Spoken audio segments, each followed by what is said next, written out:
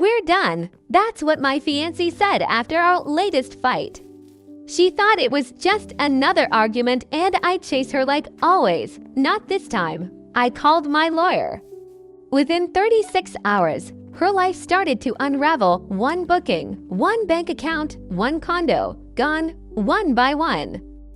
My name's Derek. I'm 34 and live in suburban Colorado Springs. I work as a commercial project manager for a mid-sized construction firm. Basically, I handle deadlines, budgets, and keep a dozen moving parts from crashing into each other. My cousin Riley heads up one of our main crews. He swings the hammer, I do the paperwork, and somehow we make it work. I have a decent life, nothing too flashy enough for a small house, a reliable truck, and weekend hikes with my German Shepherd, Remy. I grew up mostly solo. My parents split up when I was still a teenager, and my only real family left in town is Raleigh. Aside from him, it's a few close friends from college who've stuck around, guys I trust. The kind who'll show up at 2 a.m. with pizza or jumper cables. No questions asked. I never felt like I needed to rush into relationships. I had a couple long-term girlfriends in my 20s, but nothing that made me see a forever future. That changed when I met Taylor. We met at a mutual friend's dinner party I almost skipped. She breezed in late, laughing loud, making everyone pay attention without even trying. At first, I thought she'd be too much for me. She was quick, had that sharp wit, the kind of person who dominates a room. But somehow, we ended up side by side, tossing jokes back and forth about the playlist. She texted me that same night. 2 days later, we grabbed coffee. A week after that, she convinced me to join her at a trivia night. For the first few months, it was genuinely good. Taylor had her own thing going, a career in digital marketing for a big wedding venue downtown, her own apartment, a busy life. She made an effort to learn about my work, even though she barely understood the difference between drywall and insulation. She was independent, confident, and brought this energy I hadn't realized I was missing. Yeah, I noticed she could get a bit intense sometimes. The first disagreement we had was over some old comedy movie. I thought it was clever. She thought it was dumb, and she went on a passionate tangent about how guys overhype mediocre films. It wasn't a fight, but her words stung a little. I pushed back, told her she was being a bit much, and she actually apologized, saying she tends to get defensive when she feels unheard. It felt honest. But then came the first real argument. We were headed to my buddy Ben's backyard cookout, very casual, just burgers and a game on TV. I mentioned the vibe was chill. She showed up in a cocktail dress and heels. I was in a flannel and jeans. She looked incredible, but I could tell she felt out of place. When I tried to lighten things up, she got quiet. Later, on the drive home, she let loose about feeling unappreciated, said I set her up to be embarrassed. I tried to explain, but she just shut down. The next day, she apologized, said she overreacted. I believed her. Everybody has bad days, right? But looking back, that was the start of the pattern. The little blow-ups, then acting like nothing happened. Each time, I convinced myself it was just part of dating someone passionate. But I kept mental notes, and, as you'll see, those notes would end up saving me a world of pain. For a while, the highs outshone the lows. Taylor had a way of making even mundane things feel like events. She'd send random memes in the middle of my workday, call just to check if I'd eaten lunch, surprise me with concert tickets to bands I'd only mentioned once. We'd go on road trips up to Boulder, get lost in the mountains, binge-watch trash TV when the weather sucked. Honestly, I started to picture a future with her. Still, the friction was always under the surface. Sometimes, it was just a weird mood that came out of nowhere, like the time I was 10 minutes late picking her up for a movie, and she barely spoke for the rest of the evening. Or how she'd get upset if I chose a restaurant she didn't love, accusing me of never considering her preferences. It always started small, but the tension would stick around. Then, out of the blue, she'd flip the switch, crack a joke, and act like nothing ever happened. The first time it really got to me was during a random Saturday at Target.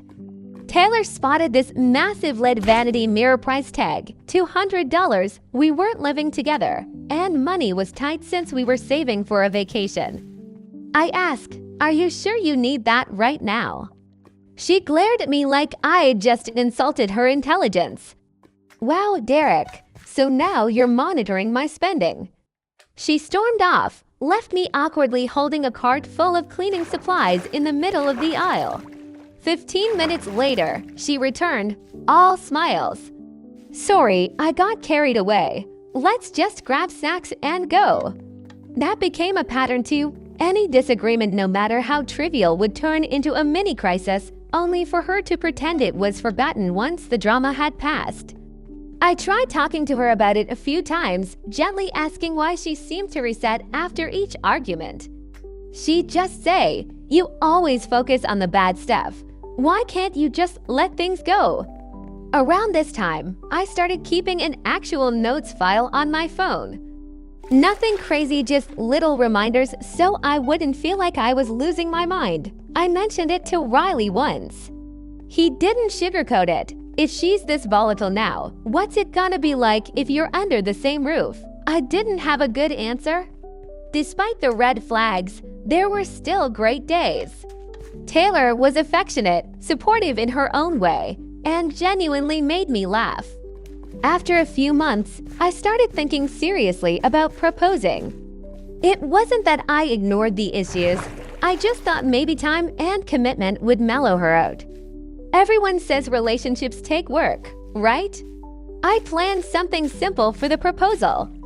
Taylor loved the outdoors, so I took her up to Garden of the Gods for a picnic at sunset, Remy banding around with us. She said yes, with tears in her eyes, and immediately started brainstorming wedding hashtags before we'd even packed up the blanket. The engagement high lasted about 2 weeks before wedding planning took over, and, looking back, that's where things started to spiral. If you've never been through wedding planning with someone who wants a statement wedding on a starter home budget, count yourself lucky. The first real blow-up happened over the venue. Taylor fell in love with this boutique art gallery in downtown Denver. Floor-to-ceiling windows, a rooftop view, exposed brick, and a $12,000 rental fee just for the space. I tried to stay practical. "Babe, if we spend that much on the venue, we're eating Costco sheet cake and folding chairs for dinner." She looked at me like I'd just stepped on her dreams. For 3 days, we barely spoke. She'd text short replies, cancel plans, and post cryptic Instagram stories about settling for less and dreams versus reality. When I suggested we check out some smaller, more affordable places, she snapped, "You just want everything to be basic. Why can't you support my vision for once?" I told her straight up, we can have something beautiful without going broke. It turned into a fight that lasted all weekend. By Sunday night, I was exhausted. She apologized, sort of. "I just want the day to be perfect. Sorry if I got carried away." But I could already see the pattern: big swings, big resets, no real solutions. She started making decisions solo, booked a DJ, picked the color palette, even locked down the florist without asking if I cared about the details. When I brought it up, "Hey, I'd like to be part of this," she'd wave me off. "You don't really have an opinion, you just say you do." That stung more than I expected. One night, she was at my place, sitting in my office while I worked on my model airplane collection, something I've done since I was a kid, just to clear my head. She stared at the display shelves and said, "So, when we move in, this stuff is going in storage, right?" I laughed, thinking she was kidding, but she didn't smile. "No, I mean it. These look childish." I stared back. "Taylor, this is my hobby." "It stays." She rolled her eyes and left the room. I didn't chase her. I was getting tired of having to defend what made me happy. Every disagreement, every boundary I set, seemed to be met with pushback or a cold shoulder until I gave in. But now something was shifting. I wasn't folding anymore, and she could feel it. The turning point came at dinner with her family. Her mom raised her glass and said to Taylor for finally bringing out Derek's romantic side. I always said he needed to loosen up the purse strings. Taylor just grinned and squeezed my hand under the table, but I wasn't having it. Actually, we're working hard to keep the wedding fun but realistic, I said calmly. Taylor's smile faded for a split second, but she recovered fast. Later, when I asked her why she spun the story for her family, she shrugged. It's easier than arguing with them. Don't make it a big deal, but it was a big deal. You want honesty from me, you have to be honest too, I told her. She just looked away, scrolling her phone like the conversation was already over. That night, sitting alone on my balcony, I realized I felt lonelier with her than I did when I was single. Later, when I asked her why she spun the story for her family, she shrugged. It's easier than arguing with them. Don't make it a big deal, but it was a big deal. You want honesty from me, you have to be honest too, I told her. She just looked away, scrolling her phone like the conversation was already over. That night, sitting alone on my balcony, I realized I felt lonelier with her than I did when I was single. As wild as all this sounds, it's a real story. If you've ever had someone push your boundaries like this, do me a favor, hit like and subscribe. It helps way more than you think, and it tells me these stories matter to you. After that dinner with Maisie's parents, something in me shifted for good. I couldn't shake the feeling that I was just an extra in my own life, someone who watched things happen, but didn't get a say. That night, after Maisie went to bed early and silent, I just sat on my couch, Frado curled up at my feet, scrolling through old photos. There were good moments, sure. Laughter, beach trips, goofy videos in the kitchen. But that happy, light version of us felt further away with each passing day. I started to wonder if I was just hanging on because I was afraid of quitting. Maybe both of us were turning into people we didn't recognize. So yeah, maybe you're watching this because you've been there, or you see the warning signs now. This channel is all about real stories, real lessons, so if you're getting something out of this, please hit that like button and subscribe. It actually helps way more than you think and keeps these stories coming. Thanks for the support back to it. I wasn't the run when it gets tough guy, but I also couldn't ignore the growing weight in my chest. I was 33, and I refused to sign up for a lifetime where I felt smaller every day, always wondering if I was crazy for wanting basic respect. Still, regret's a sneaky thing. I didn't want to look back 5 years from now and wish I'd tried harder, so I gave it one more chance. But this time, I told myself it had to be real, she'd have to meet me halfway. 2 days later, over lunch, I finally said it out loud. Maisie, we've been off. I think we both feel it. I don't want to keep pretending if we're not actually good. Predictably, she got defensive. You always focus on the negative? You never see the progress, she said, voice tight. I tried to be calm. It's not about negativity, it's about honesty. Do you really feel like we're a team right now? She paused, then softened. I think I've been overwhelmed. The wedding stuff, work, I know I've been snappy.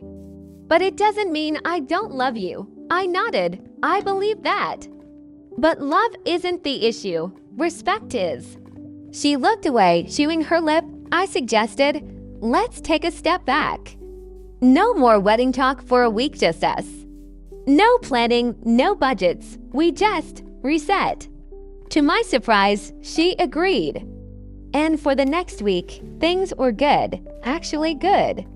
We cooked together, took Frado to the park, watched dumb movies with our phones face down. She asked about my day, she laughed, not at me, but with me. I felt flickers of hope, maybe I was overreacting, maybe we could fix this. Then, inevitably, it started to creep back. One night, we were talking about the guest list. Maisie wanted to invite a bunch of college friends I'd never met. I asked if we could trim it down just to keep things simple.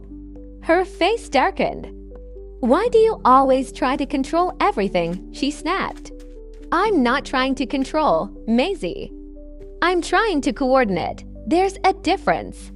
She stood up, pacing the living room, and then spun on me, her hands clenched. "You just don't want me to be happy." That line lit something inside me. "Don't do that," I said, quietly but firm. "Don't twist this like I'm ruining your life because I suggested a smaller wedding." She stepped toward me, red-faced, fists tight. And before I even processed it, she reached out and scratched my forearm, hard, 3 red lines, one even bleeding a little. My heart was pounding. "Did you just?" I started, staring at the marks. Her face morphed instantly from rage to regret. "I didn't mean to." "I'm sorry, I wasn't trying to." I cut her off. "No, stop, Maisie, you do not put your hands on me. I don't care how upset you are. If you ever do that again, you'll only see me across a courtroom." That's not a threat, that's a promise. She started crying, making excuses she hadn't eaten. She was stressed. She blacked out. I told her, "This is the line. Cross it again, we're done." I didn't believe her apology, but I stayed. Not out of hope, but because I needed to see it through. I had to know that if I walked, it was the right thing. Maisie's spiral wasn't just emotional, it was financial, legal, public, and ugly. Her Instagram post quickly turned into a wave of DMs, comments, and support from people who didn't know the half of it. I kept my head down and stayed silent. There's nothing you can say to someone determined to be the victim in their own story. I let my lawyer and the paperwork speak for me. But Maisie was just getting started. That week, her friends started messaging me, some angry, some concerned, some pretending to want my side of the story. I kept it short. "We're done. It's all documented. Please don't contact me again." She spun new narratives for every circle. Sometimes I was abusive, sometimes emotionally cold, other times just boring. One friend even tried to guilt me into a sit-down so everyone could find closure. I ignored it all. If you have to explain basic respect to adults, you're wasting your breath. Then came the legal storm. The restraining order hearing landed quickly first. The judge reviewed all the evidence, the photos of my arm, the smashed laptop, the broken Lego sets, the financial freeze, the voicemails, the police report about the garage. Maisie tried to spin herself as overwhelmed, lost, driven to desperation by my controlling ways, but the timeline spoke for itself. Every incident had a date, a time, a photo, a call log. The judge barely looked up. "Miss Carter, you are not to contact Mr. Harris in any form for the next 18 months. Any violation will result in criminal charges." Just like that, it was official. I could finally breathe. But Maisie's unraveling still had one act left. The civil hearing for property damage came right after. Her lawyer tried to paint me as petty for itemizing toys and collectibles, but the judge cut him off. Value is value. You don't get to destroy what isn't yours just because you're upset. $11,000 in damages. She was ordered to pay every cent, or the court would garnish her wages. I watched Maisie's face as the number landed. Anger, disbelief, finally a flash of fear. Actions, consequences. Maybe for the first time, she realized the world wouldn't always bend for her. I thought the worst was behind me. I was wrong. 3 days after court, at 1 in the morning, I woke to the sound of metal crunching against wood. Frado went ballistic, barking like mad. I looked outside. Maisie's car had plowed halfway through my garage door. Headlights on, engine running, the whole front end smashed in. She was out of the car, barefoot, sobbing, stumbling, slurring accusations at the front door. "You ruined everything. You stole my future." She started throwing her belongings at the porch: shoes, a bag, even her phone. I never opened the door. I just called the cops, handed them the security footage, and waited. She was arrested on the spot DUI, trespassing, destruction of property. The officer reviewed my folder of documentation and nodded, "You've done everything right." She won't be back for a while. That night, I double-checked every lock in my house and sat on the couch until sunrise. Frodo curled up next to me, finally quiet. Maisie's life fell apart in slow motion. Her boss heard about her arrest. Event planners don't keep staff with legal trouble. Friends peeled away, mutuals stopped texting. Her own cousin messaged me, "She's on her own now, man." I didn't gloat. Honestly, I just felt relief I'd survived the storm. But even then, she couldn't let go. One last text from an unknown number. "You made me look crazy. If you don't fix this, someone else will." I screenshotted it, sent it to my lawyer and the police, and let them handle it. I was done carrying the weight of someone else's chaos. For the first time in months, the quiet was actually peaceful. The weeks after Maisie's meltdown were strangely quiet. No more midnight texts, no more threats, no more drama echoing through my phone. I kept everything locked down, new passwords, security cams, the whole 9 yards. I slept for 12 hours straight the first weekend after it all ended. For the first time in what felt like a year, I could breathe without bracing for an explosion. Her restraining order stuck. The police took the threat message seriously, and the court made it clear any attempt to contact me, even through friends, would mean jail time. Maisie's Instagram went private, and the flood of vague posting about toxic men and choosing myself dried up. Our mutual friends disappeared too, some out of loyalty to her, some just tired of the whole thing. I didn't blame them. People aren't built for endless drama. I focused on putting my life back together, got the garage fixed, replaced my laptop, rebuilt my Lego collection shelf by shelf, brick by brick, one small act of normalcy at a time. I booked that solo motorsport trip to Colorado, something I'd wanted for years but never had the freedom to just do. I spent 4 days tearing through dirt roads, tuning cars, and not thinking about Maisie once. The first night there, I caught myself smiling for no reason. It felt like finally stepping out into the sun after a year of rain. My cousin Damon came over when I got back. We grilled burgers on my porch. Frodo sprawled out on the lawn, sun on his fur. "So what now?" Damon asked. I shrugged, laughed for real. "Whatever I want, I guess." I spent so long managing someone else's mood, I kind of forgot what that feels like. People kept telling me I dodged a bullet, that I should be grateful the wedding never happened, that I got off easy. Maybe they're right. But honestly, I just felt tired, grateful, but tired. I learned something, though no matter how much you love someone, respect matters more. If you have to fight for basic kindness, if you have to beg for peace in your own home, it's not worth it. Life is too short to be anyone's punching bag, emotional or otherwise. A month after the dust settled, I finally felt like myself again. I went back to work with a clear head, started seeing friends, even said yes to a hiking trip I would have made an excuse to skip before. I didn't post any revenge stories, didn't try to win on social media. I just let the silence do the talking. To anyone watching this, maybe stuck in a relationship where you're always the one giving ground, always the one patching up after every storm, let me be your proof. Walking away isn't quitting.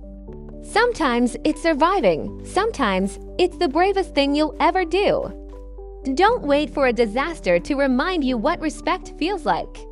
As for Maisie, I wish her well. I really do. I hope she finds peace, or at least enough distance from her own chaos to stop hurting people. But her story and mine are finally, truly over. If you stuck with me this far, thank you. If this hit close to home, drop a like, hit subscribe, and share your story in the comments. You're not alone. Sometimes the only way to win is to walk away with your head held high and your peace intact.